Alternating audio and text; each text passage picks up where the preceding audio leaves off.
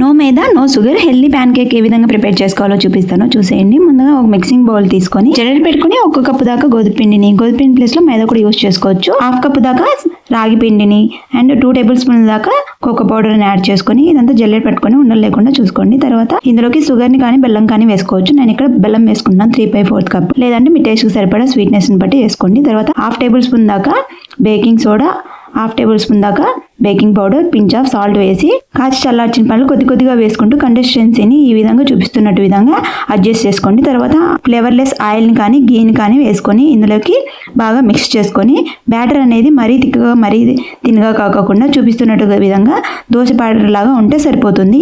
ఈ విధంగా మిక్స్ చేసుకొని పక్కన పెట్టేసుకోండి. తర్వాత స్టవ్ వెలిగించుకొని ప్యాన్ పెట్టుకొని ఒక డ్రాప్ ఆయిల్ వేసి ఇలా టిష్యూ పేపర్తో తుడిచేసుకున్నారంటే అంటుకోకుండా నీట్గా వస్తాయి ప్యాన్ కేక్స్ అనేది. ఫ్లేమ్ అనేది స్లిమ్లో పెట్టుకొని ప్యాన్ అనేది కొద్దిగా హీట్ అయిన తర్వాత ఒక గరిట పిండిని తీసుకొని మనము ఇందులో వేసుకోవాలి. స్ప్రెడ్ చేయాల్సిన అవసరం లేదు, అదే స్ప్రెడ్ అవుతుంది. ఈ విధంగా వేసుకొని మూత పెట్టి 5 నిమిషాల పాటు కుక్ చేసుకోవాలి. కుక్ చేసుకున్న తర్వాత ఈజీగా అనేది ప్యాన్ నుంచి విడిపోతాయి.